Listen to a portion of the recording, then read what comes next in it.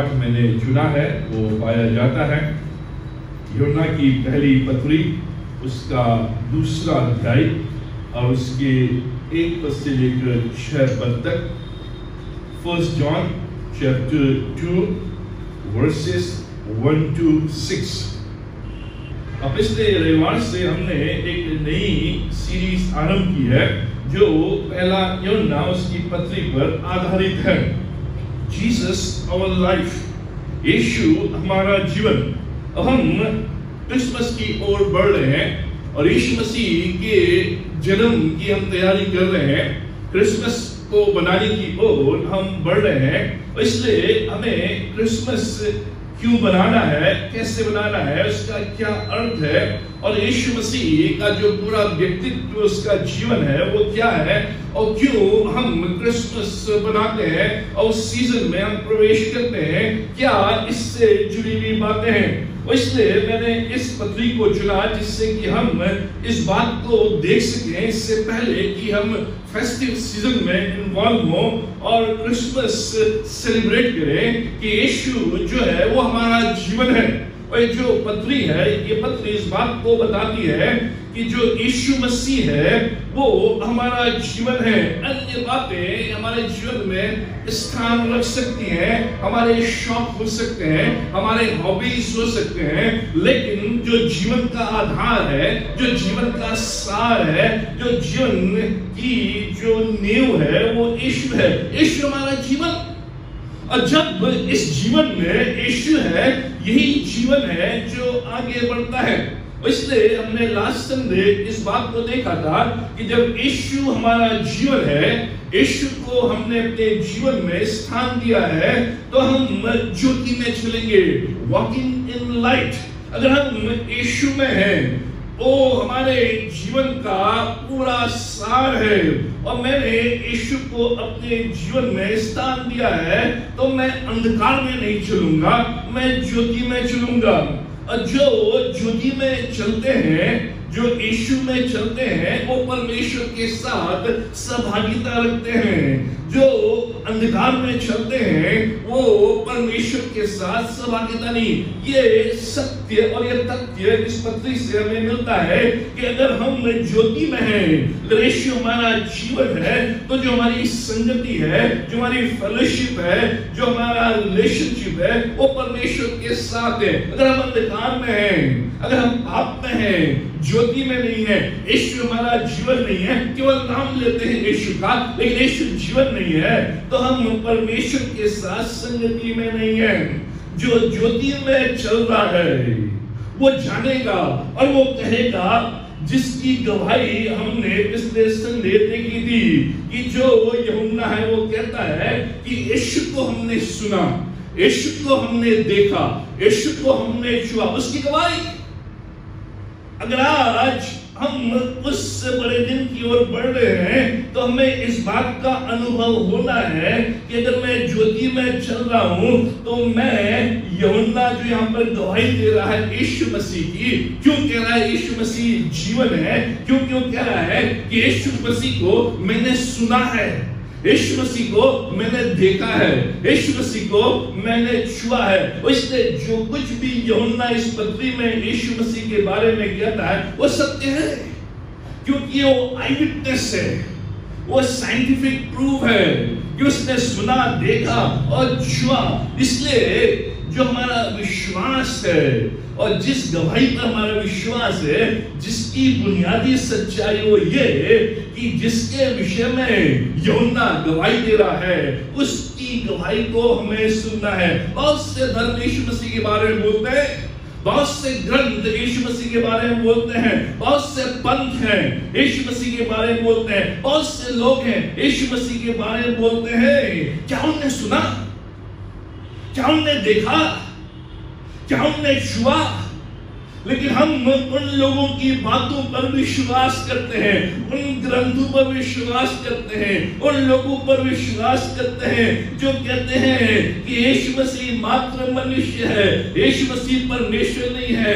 मैं यीशु को भी मानता हूँ, मैं अन्य देवी देवताओं को भी मानता हूँ, मैं बाइबल भी पढ़ता हूँ, मैं अन्य ग्रंथों को पढ़ता हूँ, क्योंकि यीशु मसीह ने कोई जीवन नहीं दिया है। हम उनकी सुनेंगे या इसकी सुनेंगे जिसने आंखों देखा हाथ हमारे सामने रखा है। आज जितने भी हम लोग हैं और अधिकतर जो लोग हैं कहते हैं ये धर्म ये कहता है, यीशु मसीह के बारे में प्रॉफेट मोहम्मद ये कहते हैं। प्रॉफेट मोहम्मद यीशु मसीह के 750 साल बाद आए। जो यूहन्ना इसको लिख रहा है उसके 750 साल बाद कुरान, जो अन्य ग्रंथ हैं, जो अन्य लोग हैं, चाहे वो रजनीश भगवान हो, चाहे साईं बाबा हो, चाहे अन्य लोग हो, यीशु के बारे में बोलते हैं। लेकिन प्रश्न यह है, क्या आपने यीशु को सुना? क्या आपने यीशु को देखा? क्या आपने यीशु को छुआ? यूहन्ना कह रहा है मैंने देखा है, मैंने छुआ है, मैंने सुना है, उसकी गवाही मैं तुम्हारे सामने रख रहा हूं, इसलिए ज्योति पर चलो। आज इस खंड के आधार पर दूसरी चीज जो हम देखेंगे, वॉक इन ओबीडियंस, आज्ञा पालन में चले। अगर यीशु हमारा जीवन है तो पहली बात हम ज्योति में चलेंगे, और दूसरी बात जो आज हम देखेंगे, हम आज्ञाकारिता में चलेंगे, हम आज्ञा पालन में चलेंगे। Walk in obedience. ध्यान सुने, जो ये खंड है और जो पूरी पत्री है वो हमें गॉड्स फैमिली के बारे में, परमेश्वर के परिवार के बारे में बताती है। हम परिवार हैं, इसलिए जो यूहन्ना है वो दूसरे अध्याय में जब आरंभ करता है बोलता है, हे मेरे बालकों, जो प्रभु में आए हैं, जिनने प्रभु को ग्रहण किया है, जिन्होंने यीशु को अपना जीवन माना है, जिनने मेरी गवाही को सुना, मेरी पत्रियों को पढ़ा, मेरे प्रचार को सुना, उसके द्वारा तुम प्रभु में आए हो, उनको बालक कहता है। वो जो प्रभु में आ गए हैं, जिनके लिए यीशु जीवन बन गया है, वो कह रहा है कि हम परिवार हैं, वी आर गॉड्स फैमिली।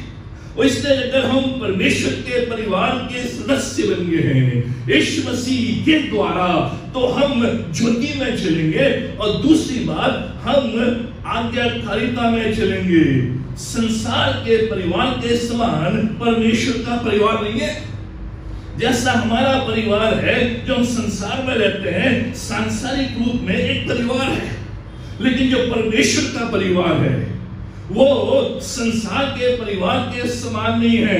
क्योंकि संसार के जो परिवार हैं, उनके जो बच्चे हैं, विद्रोह करते हैं, क्रोध करते हैं, ठेस पहुंचाने वाली काम करते हैं, रूड बिहेवियर है, और अपना अधिकार जमाने की कोशिश करते हैं, ब्लैकमेल करते हैं, पेरेंट्स को धमक देते हैं, जिससे कि जो वो चाहे वो हासिल करें।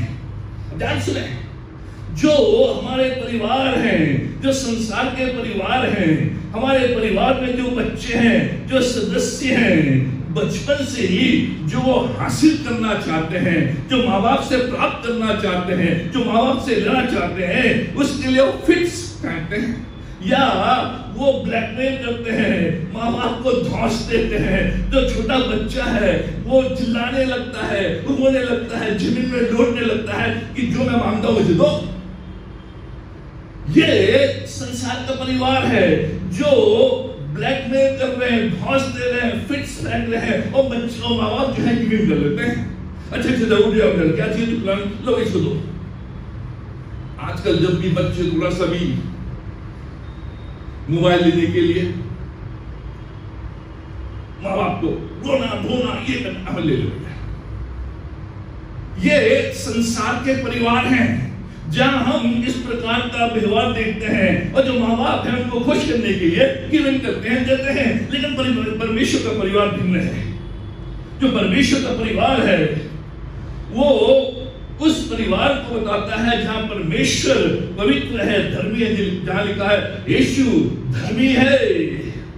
आप इस परिवार में अपनी इच्छा पूरी करने के लिए, अपनी बात मनवाने के लिए परमेश्वर से, अपनी इच्छा को पूरी करवाने के लिए परमेश्वर से फिक्स फेंके, रूट बिहेवियर करें, परमेश्वर के साथ अच्छा व्यवहार करें, ये समझकर कि अगर मैं ऐसा करूंगा तो परमेश्वर गिवन कर लेगा, परमेश्वर मेरी मान जाएगा और जो मैं चाहता हूं वो करेगा। लेकिन परमेश्वर ऐसा नहीं करता है।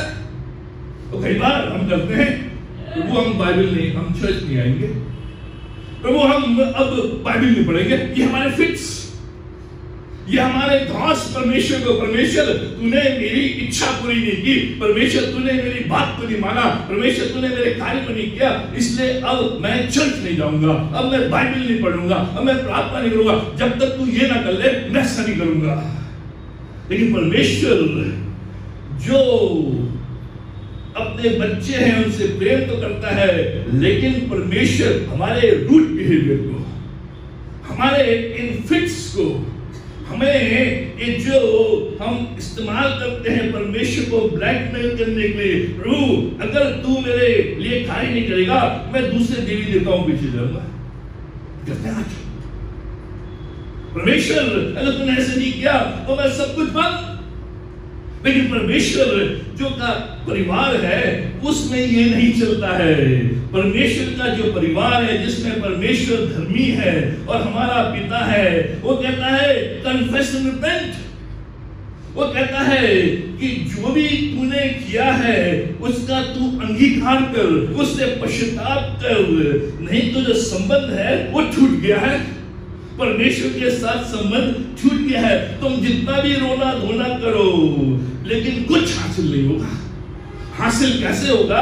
जब मैं परमेश्वर के पास आकर मैं अंगीकार करूंगा, प्रभु मुझसे गलती हो गई है, मुझसे परेशानी हो गई है, मुझसे बड़ी भूल हो गई है, मुझसे पाप हो गया है, मैं मान लेता हूं और उसको स्वीकार करता हूं, पश्चाताप करता हूं। परमेश्वर फिर से हमारे संबंध को मजबूत करता है। कन्फेशन एंड रिपेंटेंस वो हमारा परिवार का मुखिया है। यहाँ रूल्स है, जब भी रूल्स ब्रेक करते हैं, जब भी हम नियमों को तोड़ते हैं, परमेश्वर के साथ हमारा संबंध टूट जाता है।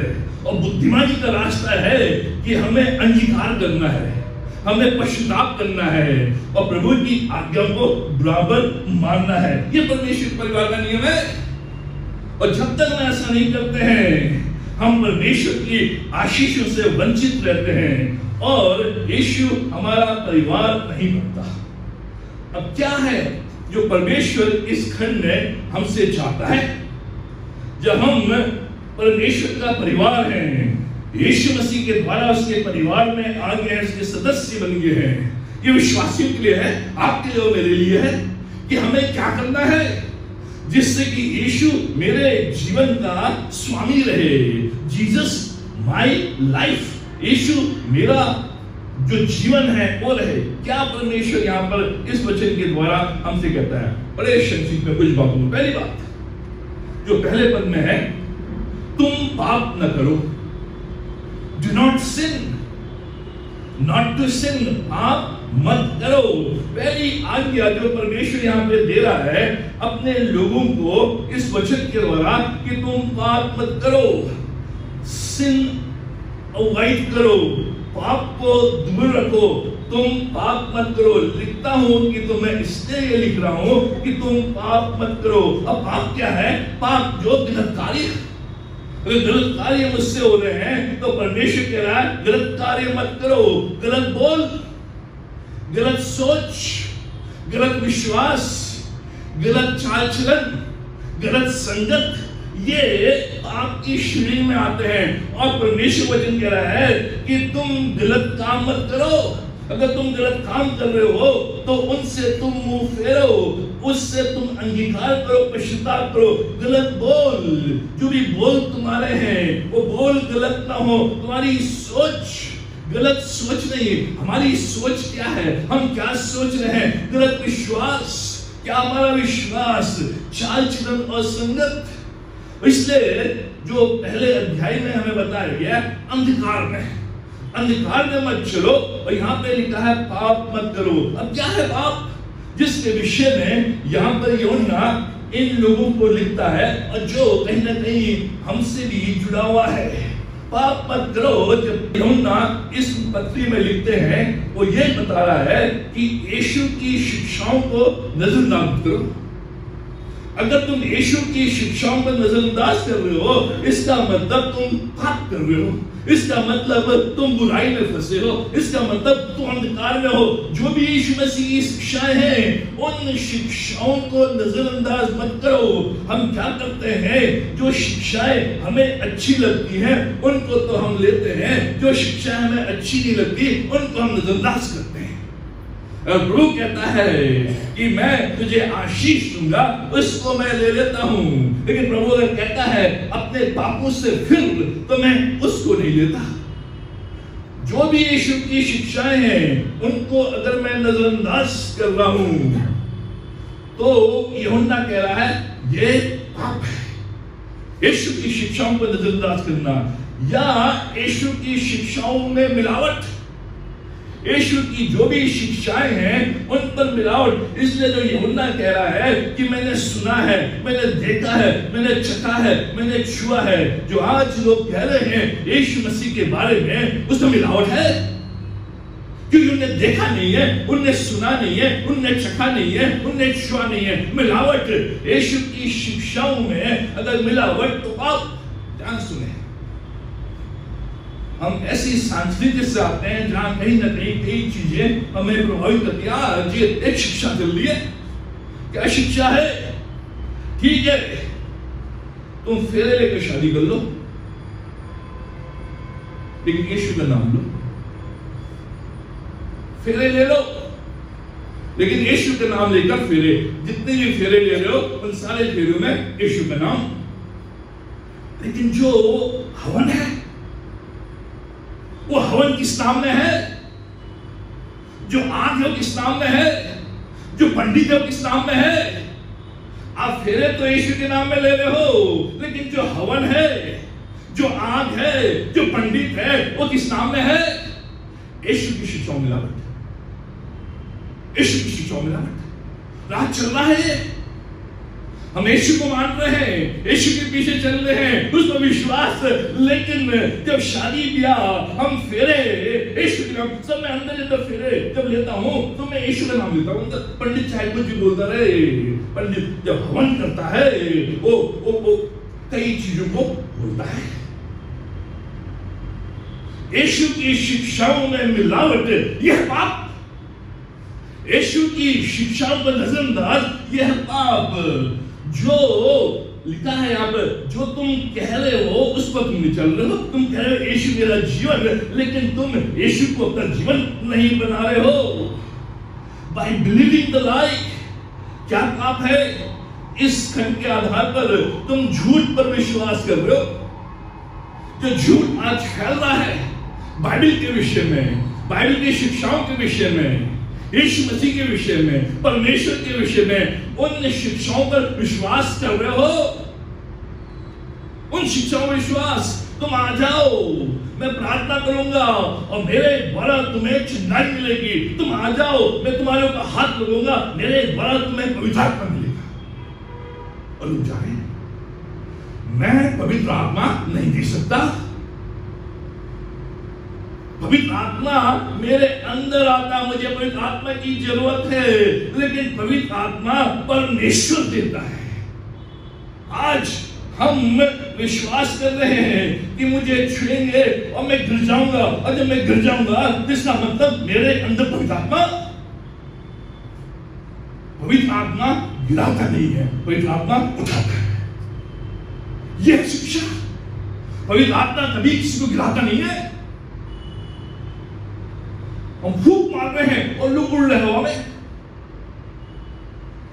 उड़ रहे हैं लोग हवा में, परेशान हो रहे हैं। ये सच्चाई है। और लिखा है बाइबल में, अंत के दिनों में भीड़ की भीड़ उन चमत्कारों की ओर चली जाएगी। यहाँ आज जो मिलावट है, जो झूठ पर विश्वास है, आप सच बोलेंगे लोग विश्वास नहीं करेंगे, आप झूठ बोलेंगे हजारों विश्वास करेंगे। और आज ये चल रहा है, उस जमाने में यही चल रहा था। ध्यान करो, मनन करो, तुम्हारा उद्धार हो जाएगा। वहीं से आया है सब। योगा, ट्रांसेंडेंटल मेडिटेशन थियम, जो बाबा इंडिया में, जिनको किसी ने नहीं पूछा, अमेरिका में जाकर थियम ट्रांसेंडेंटल मेडिटेशन, बहुत बड़े। मेडिटेट करो। ट्रांसेंडेंटल मेडिटेशन का मतलब है जब आप ध्यान करोगे, मेडिटेट करोगे, तो तुम ट्रांसेंड कर लोगे अपने पापों से, अपने विचारों से, जो भी तुम्हारे वो है, ट्रांसेंड। झूठी शिक्षाएं, परमेश्वर का वचन का पाप मत करो। झूठी शिक्षाएं, मिलावट, नजरअंदाज, फेक गॉस्पेल, जो आज झूठा समाचार, झूठा सुसमाचार लोगों के पास पहुंचना है, केवल आधा। प्रभु के पास आओगे नौकरी लग जाएगी, प्रभु के पास आओगे तुम्हारे घर बन जाएंगे, प्रभु के पास आएंगे तुम मालामाल हो जाओगे, प्रभु के पास आओगे सारी चिंताएं दूर रहेंगी। हाँ सही है, लेकिन आधा है, आधा है। प्रभु के पास आने का मतलब क्रूस उठाना भी है, दुख उठाना भी है, पीड़ाओं को सहना भी है, क्रूस को लेना भी है, कांटों पर चलना भी है, रोग को सहन करना भी है, बीमारी को सहन करना भी है, सताव को लेना भी है। दो है। लेकिन आज जो फेक गॉस्पेल है वो केवल इसमें, और लाखों लोग केवल आधा सुसमाचार है, वो पूरा नहीं है। परमेश्वर ब्लेस करता है, आशीष देता है, आगे बढ़ाता है, लेकिन साथ ही साथ परमेश्वर के पीछे चलने का मतलब है क्रूस को उठाना है। प्रभु दुख भी दे सकता है, जीवन में परेशानी भी आ सकती है, जीवन में बीमारियां भी आ सकती है। मेरी जो बड़ी सिस्टर जिनकी अभी डेथ हुई, उनके पास्टर ने गवाही दी उनके कंडोलेंस में कि मिसेस दया कभी भी इनने संडे आराधना नहीं छोड़ी, चाहे बर्फ गिरती थी, चाहे पानी आता था, लोग चर्च में आए गए, लेकिन ये बराबर।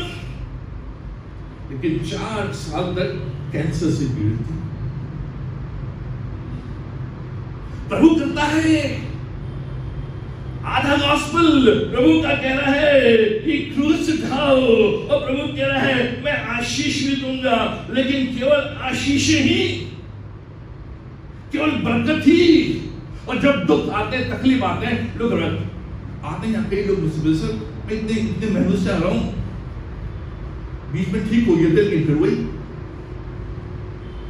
कल भी आए थे, मैंने कहा आएंगे तो बीमारियां भी आएंगी, लेकिन बदे रहोगे, बदे रहोगे तब उसकी आशीष भी आएंगी। दोनों चीजें। पाप मत करो। प्रभु नहीं चाहता कि उसके बच्चे पाप में रहें और पाप प्रैक्टिस करें। अब क्या पाप है वो आप जानते हैं, आपके जीवन से जुड़ा हुआ है, लेकिन प्रभु नहीं चाहता है वो पाप आप करें। प्रभु नहीं चाहता उस पाप का आप प्रैक्टिस करें, उसको जीवन से निकालें। इसलिए प्रभु यीशु मसीह ने यूहन्ना उसके 5 अध्याय उसके 14 पद में कहा, देख तू चंगा हो गया है, फिर से पाप मत करना। यीशु मसीह ने इस व्यक्ति से कहा, ऐसा ना हो कि इससे कोई भारी विपत्ति तुझ पर आ पड़े। ये परमेश्वर वचन है। जब ये 38 वर्ष का जो बीमार था, 38 वर्ष से बीमार था और मंदिर के गेट में बैठा रहता था, 38 वर्ष से पैरालाइज था, चल फिर नहीं सकता था और लोगों के भरोसे वो जीता था, लेकिन यीशु मसीह ने उसे एक चंगाई दी। और जब चंगाई दी उसके 1-2 दिन बाद यीशु को वो मंदिर में मिला, तो यीशु ने कहा, देख तूने चंगाई पाई है, तू स्वस्थ हो गया है, तू आशीषित हो गया है, तेरी मांग पूरी हो गई है, God has fulfilled your desires, लेकिन अब पाप मत करना। अगर करेगा इससे कोई भारी विपत्ति तुझ पर सब विपत्ति आ गई। पूछना है, टटोलना है कि क्या मैंने कोई पाप तो नहीं किया। यूहन्ना 8 अध्याय से 11 पद में यीशु ने कहा, जा और फिर पाप न करना, जा और फिर पाप न करना। किससे कहा? वो स्त्री जो व्यभिचार में पकड़ी गई थी। यीशु ने कहा सब चले गए, उसने कहा सब चले गए, मैं तुझे एक दंड नहीं देता हूं, लेकिन एक चीज कहता हूं कि अब फिर पाप मत करना। तो गंभीर है। जब मैं क्रिसमस की ओर बढ़ रहा हूं, यीशु मेरा जीवन है, वॉक इन ओबीडियंस, मुझे आज्ञाकारिता में चलना है। और पहली जो आज्ञा प्रभु दे रहा है अपने वचन में, पाप मत करो। विश्वासी जो परमेश्वर के परिवार का जन है, वो नहीं चाहता पाप करे। ये हमारे हरेक के दिल की इच्छा है। इसलिए पूरे दिन वो लड़ता झगड़ता है, वो कश्मकश करता है। जब भी कोई टेम्पटेशन, कोई भी परीक्षा, कोई भी पाप, कोई भी ऐसी चीज उसके जीवन में आती है, वो लड़ता है, वो संघर्ष करता है, कश्मकश करता है। नहीं चाहता है कि वो पाप करे, वो नहीं चाहता कि पाप उसके जीवन के ऊपर मालिक बने। पाप हमारे ऊपर मास्टर बनना चाहता है, वो हमारे ऊपर कंट्रोल करना चाहता है। लेकिन एक विश्वासी है जो लड़ता है, जो संघर्ष करता है। इसलिए पौलुस कहता है, जो काम मैं करना नहीं चाहता वो काम करता हूं, जो नहीं करना चाहता हूं वो करता हूं, और जो करना चाहता हूं वो नहीं करता हूं। कौन मुझे इस बात से छुड़ाएगा? हमारे अंदर है कि मैं नहीं करूं, लेकिन फिर भी मैं उस ओर सीधा चला जाता हूं। पाप हमारे ऊपर मास्टर नहीं।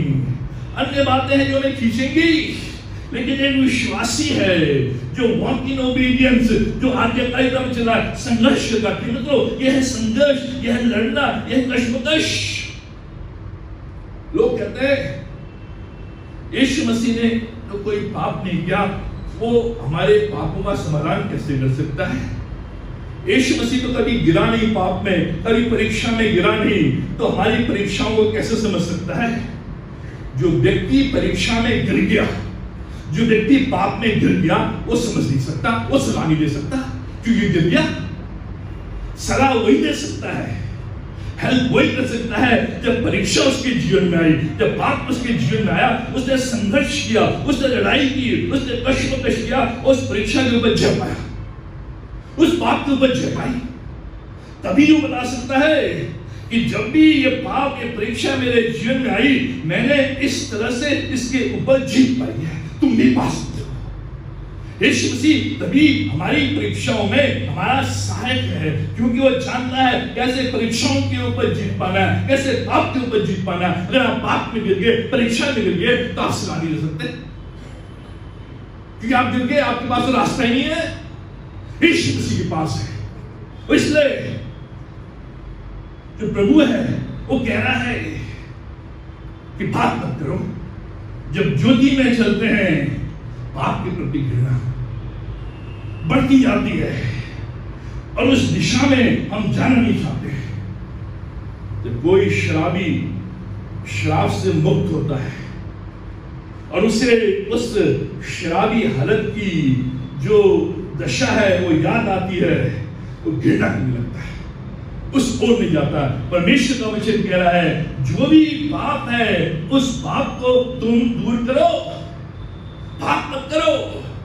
दूसरी बात जो हमें पहले और दूसरे पद में मिलती है, एक सहायक, अ हेल्पर, एन एडवोकेट, पहला और दूसरा पद। तुम पाप न करो, और यदि कोई पाप करे तो पिता के पास हमारा एक सहायक है, अर्थात यीशु मसीह हमारा सहायक है, जो हमें हमारे पापों से छुड़ाता है। हमारे पास एक सहायक है, एडवोकेट, वकील, हेल्पर। अब ध्यान सुने, यहां पर यूहन्ना जानता है कि हम विश्वासी तो हैं, लेकिन मनुष्य हैं और पाप कर सकते हैं।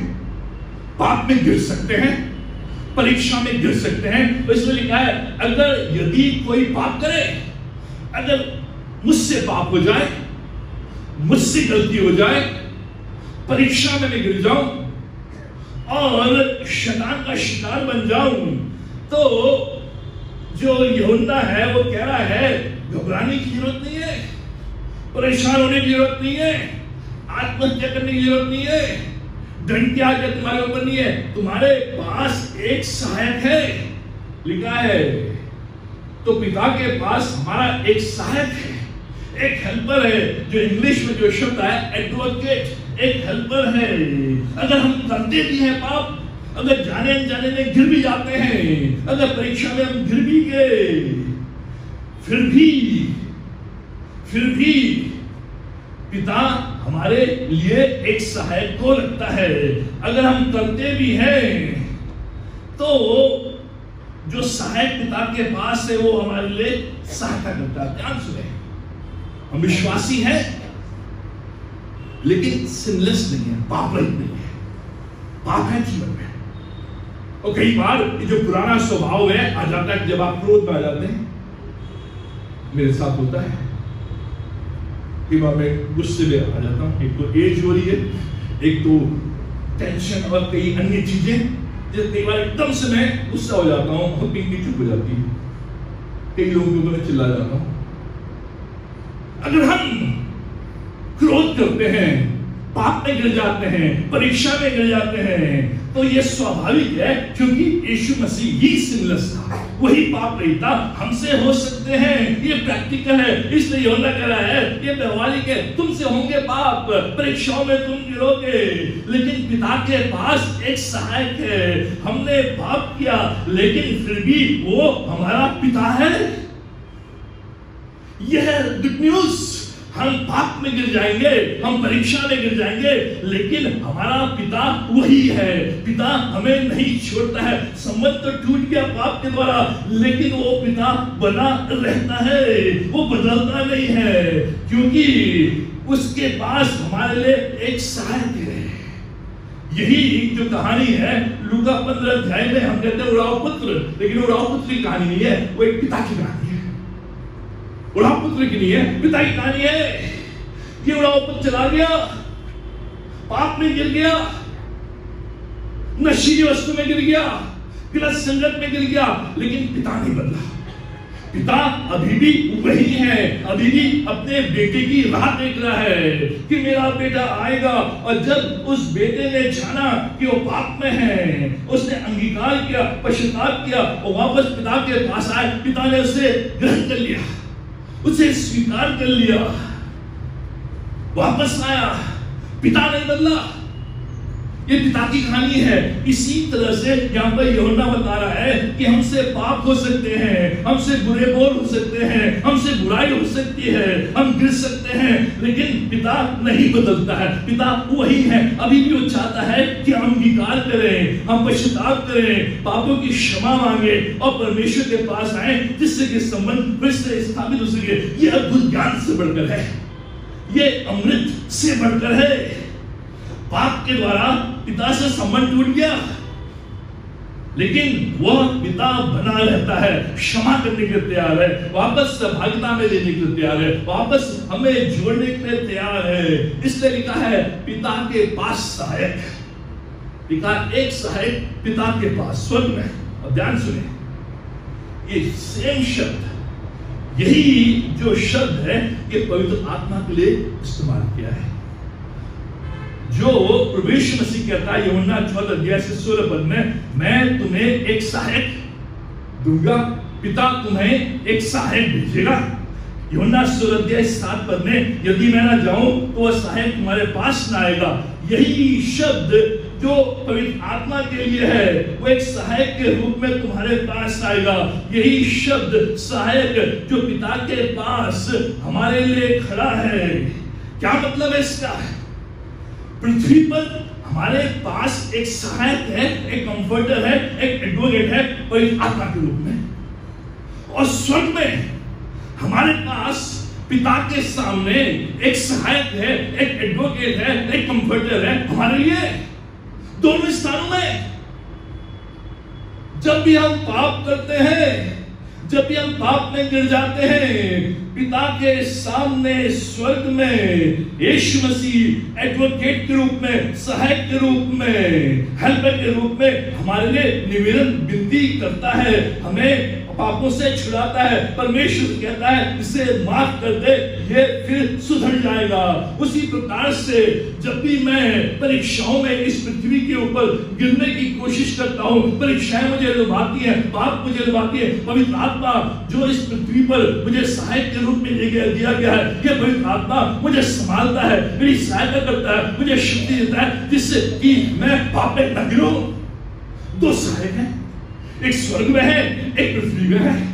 ये दोनों सहायक बराबर एक विश्वासी की, परमेश्वर के संतानों की सेवा कर रहे हैं, सहायता कर रहे हैं, हेल्प कर रहे हैं, एडवोकेट कर रहे हैं, एडवोकेसी कर रहे हैं, जिससे कि हम स्वर्ग में भी सुरक्षित रहें और पृथ्वी के ऊपर भी सुरक्षित रहें। एक सहायक पवित्र आत्मा हमारे अंदर इस पृथ्वी के ऊपर प्रभु मसीह परमेश्वर के सामने स्वर्ग में। और जब दो सहायक हमारे अंदर हैं, हमारे पास हैं, तो हम इन परीक्षाओं के ऊपर, इन पापों के ऊपर जय प्राप्त कर सकते हैं, क्योंकि ये सच्चाई है जो परमेश्वर का वचन हमें बताता है। प्रकाशित वाक्य इसका 12-10 में, दोष लगाने वाला जब भी हम पाप करते हैं, शैतान जो परमेश्वर के सिंहासन के सामने खड़ा है, बराबर हमारे लिए दोष लगाता है, हमारे लिए दोष स्थापित करता है, परमेश्वर के सामने हमें दोषी ठहराता है। प्रकाशित वाक्य 12-10 में, क्योंकि हमारे भाइयों पर दोष लगाने वाला जो शैतान है, जो रात दिन हमारे परमेश्वर के सामने उन पर दोष लगाया करता था, यीशु मसीह के आने के बाद, द्वितीय आगमन के बाद वो गिरा दिया जाएगा। लेकिन अभी है बराबर, जब भी आप झूठ बोलते हैं, शैतान तुरंत पर्ची लेकर खड़ा जाता है। देखिए नरेश ने झूठ बोला है, डायरी में लिखता हूं। जब भी आप चोरी करते हैं, वो खड़ा होता है पर्ची लेकर, नरेश ने चोरी की है, लिख लो। जब भी आप गुस्सा होते हैं, क्रोधित होते हैं, पर्ची लिखा जाता है, नरेंद्र सिंह ने झगड़ा किया। जब भी आप अपने पति या पत्नी के साथ झगड़ा करते हैं, पढ़ा जाता है बराबर दोष, बराबर। और इसलिए हमारा सहायक परमेश्वर के सामने यीशु मसीह खड़ा है। यीशु मसीह कहता है नहीं, मैं नरेंद्र सिंह की तरफ हूं, ये जो बोल रहा है, झूठ बोल रहा है, ये दोष लगा रहा है, मैंने उसको अपने खून से खरीद लिया है, उसका दोष दूर, डायरी से मिटा दो, डायरी से मिटा दो। परमेश्वर के लोगों का डिफेंडर है। अगर हमारा सहायक परमेश्वर के सामने नहीं खड़ा है, अगर हमारा सहायक पवित्र आत्मा के रूप में हमारे अंदर नहीं है, तो जो फाइल है स्वर्ग में, उसमें हमारे पापों की जो फाइल है बढ़ती चली जाएगी, बढ़ती चली जाएगी, उसका अंत नहीं। और उसका जो परिणाम होगा नरक। यही तो है पुनर्जन्म, कि कोई डिफेंड करने वाला नहीं है। आपने पाप कर लिए हैं, पाप की सजा आपको मिलेगी, लेकिन जो बाइबल बता रही है, आपने पाप किया है, लेकिन यीशु मसीह आपका सहायक परमेश्वर के सामने खड़ा है, वो उस फाइल में से आपके पाप को दूर कर देता है और आपकी फाइल क्लीन हो जाती है। लेकिन जो पुनर्जन्म है, आपका कोई डिफेंडर नहीं है, कोई सहायक नहीं है जो आपके पापों की क्षमा के लिए खड़ा हो, इसलिए बढ़ते चले जाते हैं पाप। उससे जो अगला जन्म होता है मनुष्य से नीचे, मनुष्य से नीचे जो सर्वोच्च जन्म है वो है मनुष्य। अगर आपने पुण्य किया है तो आप मनुष्य के रूप में पैदा होंगे। अगर आप एक बार मनुष्य के रूप में पैदा हो गए हैं, तो जो आपकी फाइल है वो बढ़ती चली जाती है, अगले जन्म में मनुष्य के रूप में पैदा नहीं होंगे। ये बकरी होंगे या बिल्ली होंगे या जानवर होंगे या पेड़ होंगे, यह कहानी कोई डिफेंडर नहीं है। आप नीचे नीचे नीचे जाएंगे, लेकिन यह गुड न्यूज, यह सच्चाई कि जो परमेश्वर वचन कह रहा है, जब भी मेरे अंदर कोई पाप आ जाता है, कोई परेशानी आ जाती है, जब मैं उसको स्वीकार करता हूँ, अंगीकार करता हूँ, पश्चाताप करता हूँ, यीशु मसीह परमेश्वर के सामने खड़े होकर मुझसे मेरे लिए विनती करके उस फाइल में से, जिस फाइल में शैतान ने मेरे विरोध में दोष लगाया है, उस फाइल को साफ। इसलिए इस मृत्यु के बाद मैं स्वर्गलोक में प्रवेश करता हूं, नरक लोक में नहीं, पुनर्जन्म में नहीं, पुनर्जन्म में नहीं, स्वर्गलोक में। जब स्वर्ग में सहायक हमारे लिए खड़ा है, पृथ्वी पर पवित्र आत्मा सहायक जो हमें पापों का अंगीकार कराता है, पश्चाताप कराता है और क्षमा के लिए हमें परमेश्वर के सामने खड़ा करता है। यह है डबल इंजन की सरकार। डबल इंजन आजकल हम सुनते हैं, मोदी जी हमेशा बोलते हैं डबल इंजन की सरकार। एमपी में भी बीजेपी और केंद्र में भी बीजेपी, डबल इंजन।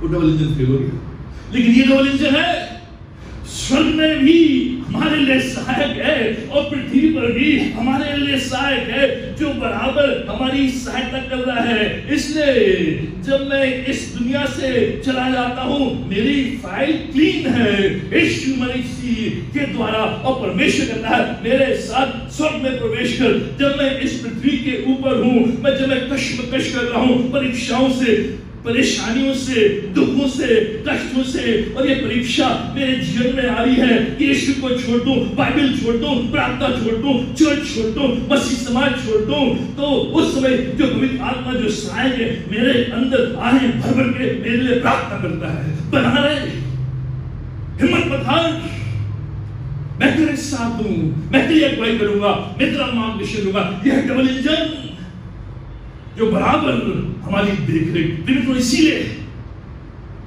जो यूहन्ना है वो कह रहा है पाप मत करो। तीसरी अंतिम बात बड़े संक्षिप्त में 5 मिनट में, आज्ञा को मानो,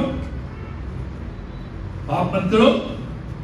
अगर करते हो, गिर जाते हो, सहायक है, अंगीकार करो, पश्चाताप करो और फिर से संबंध को सुधारो। आज्ञाओं को मानो, ओबे हिज कमांड्स। यह कुंजी, यही आगे में दे रहे थे, अगर तुम पालन करोगे आज के दिन से आशीष पाओगे। अगर तुम पालन नहीं करोगे मैं मेघ को रोक दूंगा, मैं पृथ्वी में से उपज रोक दूंगा, तुम्हारी कमाई में मैं कमी कर दूंगा। यही परमेश्वर वचन कह रहा है, आज्ञाओं को मानो। जानते हैं लेकिन पालन नहीं करते।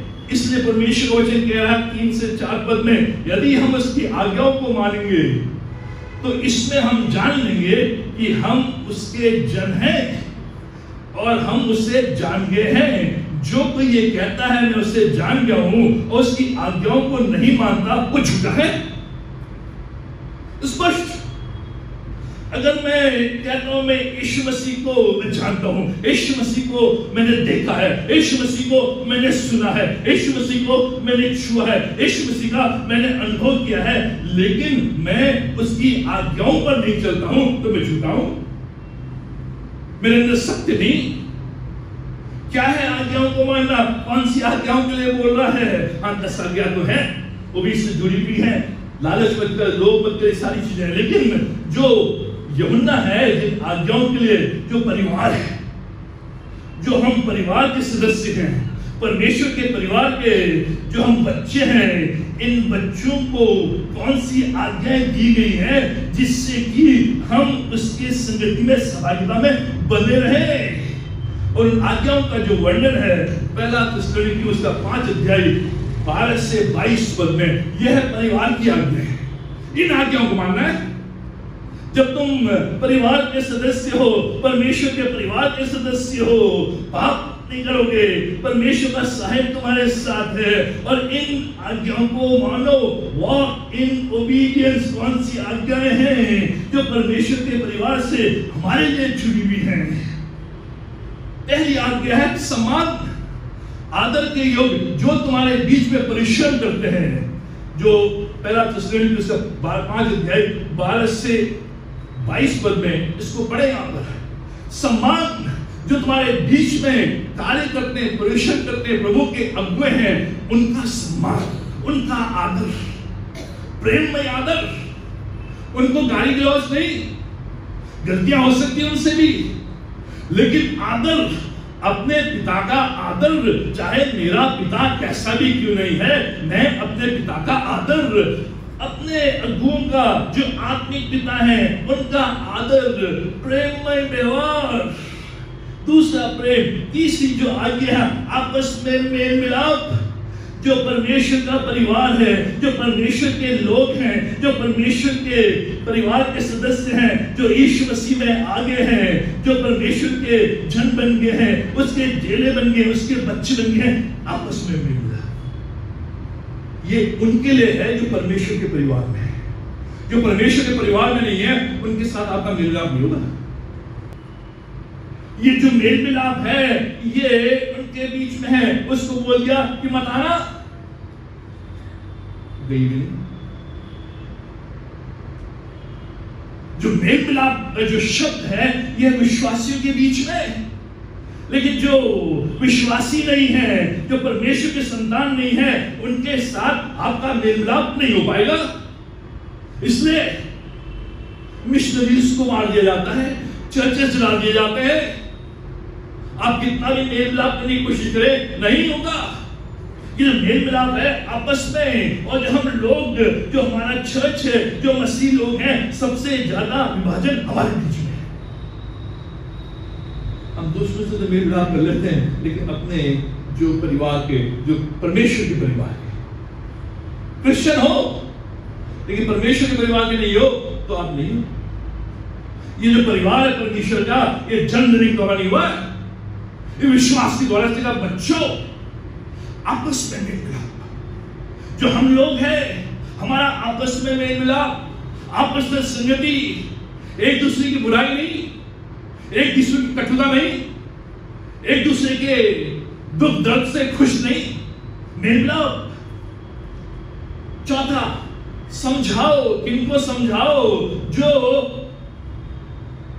ठीक चाल नहीं चल रहे उनको समझाओ। यह आज्ञा परिवार में कायरों को ढांढस, जो आपके बीच में कमजोर हैं, जो बल जिनके अंदर नहीं है, उनको ढांढस, उनको इनकरेज। निर्बलों को संभालो, जो निर्बल हैं, जो अभी अभी उठ रहे हैं, जो हमारे बच्चे हैं, जो हमारे जवान हैं। हमारे जवान थोड़ी गलती कर देते हैं, हम सब कर डालते हैं, तो निर्बल है भी, गलतियां होंगी उनसे, गलतियां होंगी उनसे, एक बार नहीं, दो बार नहीं, कई बार होंगी, गिरेंगे, लेकिन उनको संभालना है। वो निर्बल है। हम सोचते हमारे सामान हो, टाइम लगेगा। निर्बलों को संभालो। जो भी आपके बीच में नए विश्वासी है, हम लोग बड़ा सब ये बिंदी लगा के प्रभु भोज दे रही है। अरे आप भी तो लिपस्टिक लगा के ले लो प्रभु भोज, क्या हो उसमें? निर्बलों को संभालो। अगर निर्बल है, अभी जानते नहीं है, धीरे धीरे समझेंगे। निर्बलों को, ये है परिवार के नियम, ये है आज्ञाएं। हम सोचते हैं चोरी मत करो, झूठ मत करो, ये आज्ञाएं हैं। संभालना निर्बलों को, सहनशीलता दिखाओ, एक दूसरे के साथ सहनशीलता। किसी ने कुछ गलत बोल दिया है, गलत हो गया, सहनशीलता। परिवार में जो लड़ाई झगड़े होते हैं इसीलिए होते हैं कि हम सहनशीलता नहीं दिखाते। परिवार में सहनशीलता दिखाओ, सावधान रहो, विश्राम पीटी करते थे, सावधान, हिल नहीं सकते थे, विश्राम अब हिल लो। मसीह जीवन जो है सावधानी का जीवन है, हमेशा सावधान, विश्राम की अवस्था में नहीं, सावधान। बुराई के बदले बुराई नहीं, भलाई के लिए तत्पर रहो, सदा आनंदित रहो।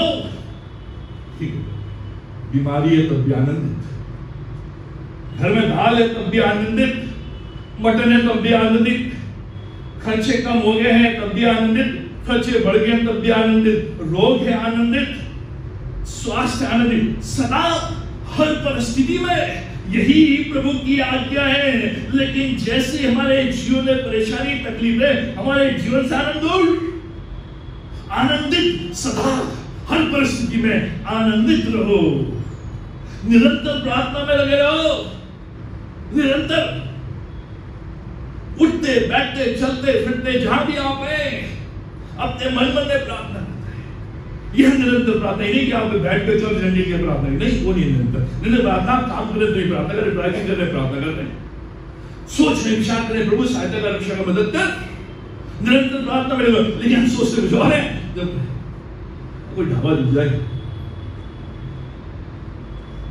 निरंतर हर बात में धन्यवाद। यही परमेश्वर की इच्छा है। क्या है परमेश्वर की इच्छा? निरंतर सदा आनंदित रहो, निरंतर प्रार्थना में लगे रहो और हर बात में धन्यवाद दो। तो परमेश्वर की इच्छा क्या है मेरे लिए? यह परमेश्वर की इच्छा है, सदा आनंदित। कैसी परिस्थिति की रहो, आनंदित। क्या है परमेश्वर की इच्छा मेरे लिए? निरंतर प्रार्थना में, दुख है, तकलीफ है, परेशानी है, प्रार्थना में धन्यवाद देते रहो, धन्यवाद। बहुत से लोग हैं, कल भी आए थे परिवार, सारी बातें बोली है, मैंने उनको पॉजिटिव सुनाया, मैंने ये चीजें हुई आपके जीवन में, धन्यवाद धन्यवाद दो। आत्मा को मत बुझाओ, भविष्यवाणी को तुच्छ न जानो, जो भी भविष्यवाणी है पवित्र शास्त्र में नहीं है, उनको तुच्छ न जानो। सब बातों को परखो, टेस्ट, और जो अच्छी है उसको पकड़े रखो।